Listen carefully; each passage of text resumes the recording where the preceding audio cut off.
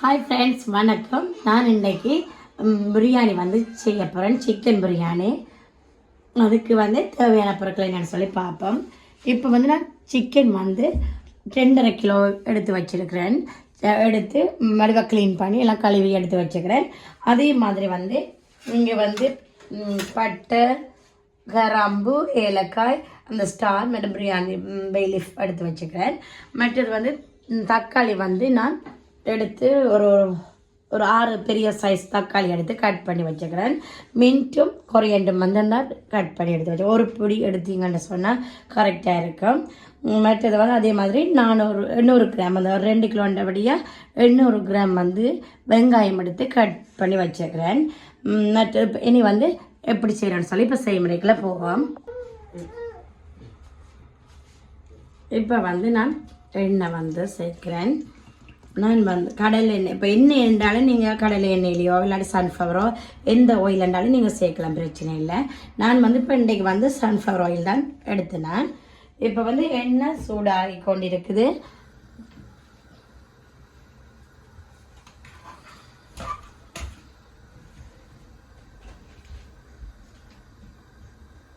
நான் 2 கிலோவில் செய்கிறபடியாக இந்த ஆயில் வந்து 400 மில்லி லிட்டர் வந்து நான் எடுத்துருக்கிறேன். 1 கிலோவுக்கு வந்து 200, 2 கிலோவுக்கு 400. இப்போ எண்ணெய் வந்து சூடாகிட்டுது. இப்போ வந்து நான் வந்து வெங்காயத்தை சேர்க்கிறேன். எல்லாமே நீங்கள் ஒரே சைஸில் வெட்டினீங்களா இருந்தால் ஈஸியாக இருக்கும். ஏன்னா எல்லாம் ஒரே அடியாக ஒரே மாதிரியே வந்து இதாக இருக்கும், கருகாமல் நல்ல அது ஒரே கலராக கோல்டன் கலரில் வரும். இப்போ வந்து வெங்காயம் வந்து நல்ல கோல்டன் கலரில் வரட்டுக்கும். அது வரைக்கும் பார்ப்போம். ஓகே, வதங்கின அப்புறம் பார்ப்போம். இப்போ பார்த்தீங்கன்னா வெங்காயம் வந்து கோல்டன் கலராக வந்துட்டு, இப்போ இந்த டைமில் வந்து நான் பட்டை, இந்த கிராம்பு இதெல்லாம் வச்சு இதெல்லாம் எல்லாத்தையும் நான் இதில் ஆட் பண்ணுறேன். இதுக்கும் நல்லா வதங்கி வரைக்கல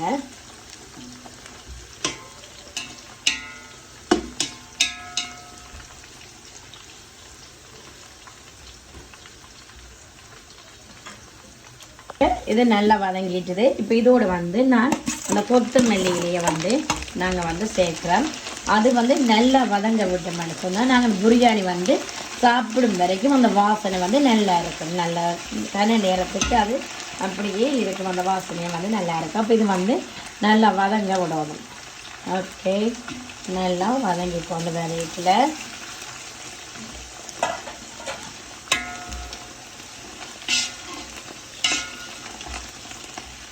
அது கொஞ்சம் வதங்கட்டுது. ஓகே, பார்த்தீங்கன்னா நல்லா வதங்கிட்டுது. அதோட வந்து இப்போ சில பேர் வந்து ஃபுட் கலர் வந்து சேர்ப்பினோம். நான் ஃபுட் கலர் சேர்க்காமலே நீங்கள் வந்து சில்லி பவுடர் வந்து நீங்கள் தனி மிளகாய் தூள் வந்து சேர்ப்பீங்கன்னா ஓகே. 1 கிலோவுக்கு வந்து 1.5 டேபிள் ஸ்பூன், 2 கிலோன்னு சொன்னால் நீங்கள் வந்து 3 டேபிள் ஸ்பூன் வந்து டீஸ்பூன் அது வந்து தேக்கரண்டியால் எடுத்தீங்கன்னா ஓகே. அதோட சேர்த்து நான் வந்து கொஞ்சம் காஷ்மீர் சில்லியும் நான் ஆட் பண்ணுறேன், வந்து அது கலருக்காக வேண்டி. ஓகே, அதே மாதிரி மிளகாயும் வந்து நான் சேர்க்கிறேன். ஒரு கிலோவுக்கு வந்து ஒரு 6 மிளகாய் எடுக்கலாம். 2 கிலோன்னா ஒரு 12 பச்சை மிளகாய் எடுக்கலாம். இப்போ இந்த கலர் வந்து இப்போ இந்த பார்த்தீங்கன்னா இப்போ தெரியும், ஆயில் வந்து நல்லா ரெட் கலராக வந்துட்டு அப்படி வரும் வரைக்கும் இது வதங்கணும். அப்போ தான் இந்த கலர் வந்து நல்ல நேச்சுரலாகவே இருக்கும். பிரியாணியில் கலர் வந்து வடிவான கலராக இருக்கும். நாங்கள் கலரிங் ஆட் பண்ணாமலே வந்து சேர்க்கலாம். இப்போ இதோடைய இந்த மெட்டரையும் நான் வந்து சேர்க்கிறேன், மின்ட் வந்து. அப்போ அதுவும் வந்து நல்லா வதங்கணும்.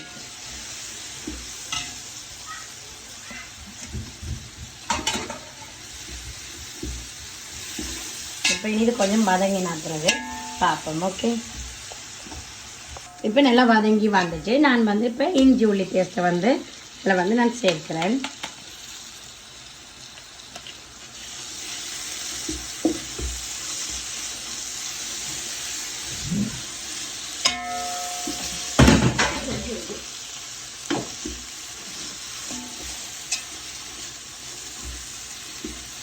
இப்போ அதோடு சேர்த்து நான் தயிரையும் வந்து 300 கிராம் எடுத்து விட்டுக்கிறேன். தயிரையும் வந்து இதில் ஜாக்கெட் வந்து திக்காக இருக்கிறபடியே நான் 300 கிராம் எடுத்துருக்கிறேன்.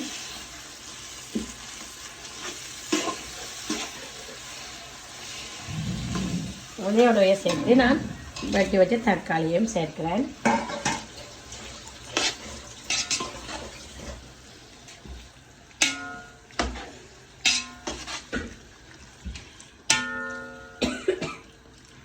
இப்போ இல்லை கொஞ்சம் வதங்கின பிறகு பார்ப்போம். இப்போ பார்த்தீங்கன்னா நல்ல வடிவான கலராக வந்திருக்கு. என்னென்னு சொல்ல நாங்கள் அந்த ஆயில்லையே முதல் வந்து சில்லி பவுடர் சேர்த்தபடியாக வந்து அந்த கலர் வந்து நேச்சுரலாகவே இருக்குது. நாங்கள் கலர் வந்து ஆட் பண்ணாமல் இப்போ வந்து நான் 1 கிலோவுக்கு வந்து 1 மேசக்கரண்டி வந்து உப்பு வந்து கரெக்டாக இருக்கும். இப்போ நாங்கள் 2 கிலோ ஒன்றபடியாக 3 மேசக்கரண்டி உப்பு வந்து எடுத்தீங்கன்னு சொன்னால் கரெக்டாக இருக்கும். அது பிறகு நீங்கள் போய் செக் பண்ணி பார்க்கலாம். அதே மாதிரி 1 கிலோவுக்கு வந்து நீங்கள் தண்ணீர் அளவு வந்து 800 ml எடுக்கணும். அப்போ 2 கிலோண்டா நீங்கள் வந்து 1.6 ml வந்து எடுக்கணும். அப்படின்னா தண்ணீர் அளவு வந்து கரெக்டாக இருக்குது. இப்போ நாங்கள் இப்படி நல்லா மிக்ஸ் பண்ணி எல்லாம் செய்த பிறகு இப்போ வந்து உப்பு ஒருக்கா செக் பண்ணி பார்க்கணும். இப்போ வந்து நாங்கள் வந்து தண்ணி வந்து செக் பண்ணி தண்ணி வந்து சேர்க்க போகிறேன்.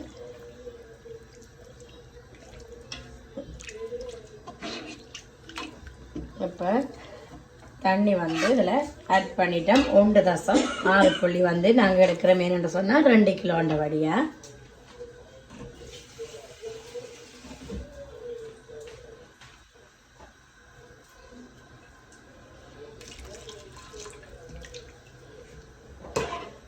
இப்போ இந்த டைமில் நாங்கள் வந்து நல்லா இதை ஹை ஃப்ளேமில் விட்டு நல்லா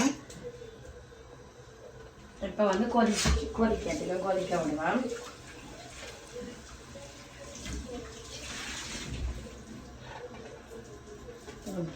நல்லா மூடி போட்டு மூடி ஒரு 10 நிமிஷம் நல்லா கொதிக்க விடுவோம். ஓகே, கொதிச்சா பிறகு பார்ப்போம். இப்போ 10 நிமிஷம் ஆச்சு.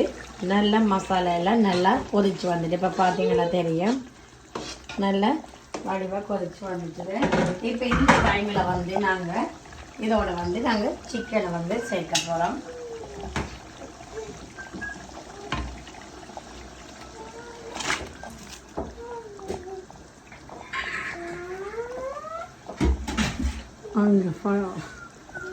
சிக்கன் எல்லாம் நான் இதில் ஆட் பண்ணிட்டேன்.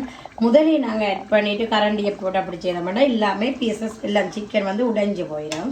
அப்போ நாங்கள் மசாலா வந்து நல்லா கொதிச்ச பிறகு வந்து சிக்கனை நாங்கள் சேர்த்தோம்னா நல்ல வடிவான பீசஸாக வந்து இருக்கும். இப்போ நாங்கள் மெல்ல ஆவி விட்டோம்னு சொன்னால் ஓகே. கரண்டியை வைக்காமல் இப்போ ஒரு 2 மினிட்ஸ் வந்து மூடி விடுறேன். இதில் நான் 3 மேசக்கரண்டி வந்து உப்பு சேர்த்தேன் நான் மசாலாவுக்கு. இப்போ வந்து நான் சோறுக்கு ரைஸ் வந்து அதில் போட்டிருக்கேன். நம்ம அதுக்கு வந்து நான் வந்து 4 மேசக்கரண்டி உப்பு சேர்க்க போகிறேன். ஏன்னா பிரியாணிக்கு மெயினானது வந்து உப்பு வந்து கொஞ்சம் பிழைச்சாலும் காணாமல் போனாலும் வந்து உங்களுக்கு வந்து இதாக இருக்கும். அப்போ வந்து நான் 4 மேசக்கரண்டி வந்து உப்பு வந்து சேர்த்துட்டு அதை நல்லா வடிவாக மிக்ஸ் பண்ணி விடுவோம். அந்த ரைஸில் பார்த்தோம்னா நல்ல பதமாக வரைக்கில் தான் நாங்கள் வந்து அதை வந்து நீப்பாட்டணும். இப்போ நல்லா பாயில் பண்ணிட்டுக்கு பார்ப்போம். அதே நேரம் வந்து சிக்கனை வந்து மூடி போட்டு மூடி இருக்கிறேன். ஒரு 5 மினிட்ஸ் வந்து இருக்கட்டுக்கு. இப்போ பார்த்தீங்கன்னு சொன்னால் இது வந்து நல்லா சிக்கனோட சேர்ந்து நல்லா கொதிச்சிட்டு மசாலா. இப்போ ஓப்பன் பண்ணுவோம். அதே நேரம் வந்து நீங்கள் பிரியாணி செய்யல வந்து மார்னிங் ரைஸை வடித்து வச்சுட்டோ இல்லாட்டி மத்தியானம் வடித்து வச்சுட்டோ நீங்கள் செய்யக்கூடாது. ரைஸும் வந்து சூடாக இருக்கணும், வடித்து உடனே எடுக்கணும். அதே மாதிரி இந்த மசாலாக்கள் சிக்கனோட சேர்ந்து இதுக்கும் கொதிச்சு கொண்டு நல்ல இதாக இருக்கணும். அப்போ அந்த டைமில் நாங்கள் வந்து இப்போ இதில் நான் வந்து நடுவுக்கில் வந்து இப்படியே ரைஸை நான் சேர்க்கிறேன்.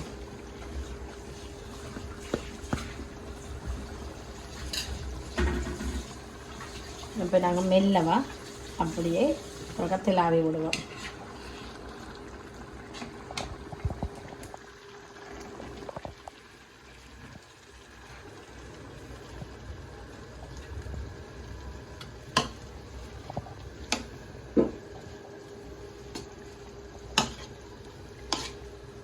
இப்போ எங்களுக்கு கொஞ்சம் தண்ணி வந்து கொஞ்சம் காணாத மாதிரி இருந்துச்சுன்னு சொன்னால் நாங்கள் இந்த சாதம் வடித்து வச்ச தண்ணியை வந்து ஒரு கொஞ்சம் வந்து நாங்கள் சேர்க்க போகிறோம்.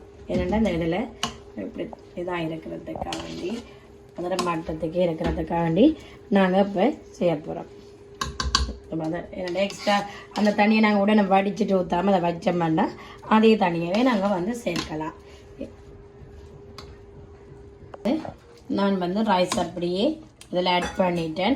அதோட இந்த தண்ணீரை மட்டத்துக்கு அரிசியிற மட்டத்துக்கு வந்து தண்ணி இருக்கணும்.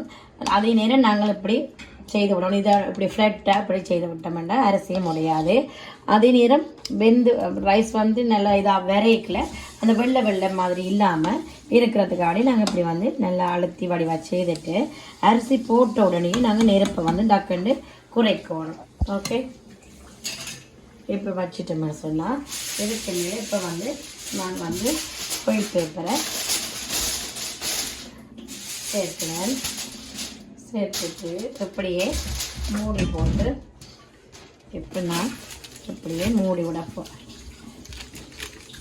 ஓகே, 15 நிமிஷம் இப்போ இப்படியே வச்சுட்டு இப்படியே நாங்கள் மூடி போட்டு மூடிட்டு இப்போ என்ன செய்யணும்னா கொஞ்சம் நெருப்பை வந்து நல்ல ஹை ஃப்ளேம்லேயே விடணும். விட்டுட்டு ஒரு 5 நிமிஷம் விடலாம். இல்லையென்றால் பார்த்தீங்கன்னா தெரியும் இந்த சைட்டால் நல்லா ஆவி வரவழிக்கிடும். அந்த டைமில் ஓப்பன் பண்ணினோம்னு சொன்னால் அந்த டைமில் வந்து நாங்கள் நெருப்பை வந்து நிப்பாட்டணும், குறைச்சி விடணும். ஏன்னு சொல்ல உடனடியாக துறக்கக்கூடாது. அப்போ தான் எங்களுக்கு தெரியுமேன்னு சொன்னால் உங்களுக்கு நடுவில் இருக்கிற தண்ணி வந்து இல்லாமல் போயிருக்குது எங்களுக்கு தெரியும். அப்போ நாங்கள் இப்போ ஒரு 5 நிமிஷம் இல்லாட்டி ஆவி வரந்தனைக்கும் விட்டு பிறகு பார்ப்போம். இப்போ பார்த்தீங்கன்னா நாங்கள் ஓப்பன் பண்ணி இப்போ பார்ப்போம். என்ன செய்வாங்கன்னா ஓப்பன் பண்ணிக்க நாங்கள் வந்து நேரடியாக டக்கர் எடுக்காமல் அப்படி ஸ்லைடிங் எடுத்து மெல்லாக ஓப்பன் பண்ணிட்டு ஏன் நான் ஃபைல் வச்சேனான்னு சொன்னேன். ஏன்னா அந்த மாதிரி ஃப்ளட்டான மூடின்னு சொன்னால் அதுக்கு மேலே தம் வைக்கிறதுன்னு சொல்லி ஈஸியாக இருக்கும். தண்ணியோ இல்லை என்னென்றாலும் உண்டு டிஷ்ஷில் எடுத்து வைக்கலாம், ஹெவியாக இருக்கும். அப்போ இது வந்து இந்த இப்படியான மூடியாக இருக்கிறபடியாக நான் வந்து அதுக்கு மேலே வைக்கலாண்டபடியாக இந்த ஃபைல் வந்து சேர்த்தேன்னா இப்போ மெல்லவா அப்படியே எடுப்போம். பாருங்க, இப்போ பாருங்க என்ன வடிவாக இருக்குன்னு பாருங்க. நல்ல மடிவாக ரைஸ் எல்லாம் நல்ல பூ மாதிரி வந்திருக்கு பார்த்தீங்களா.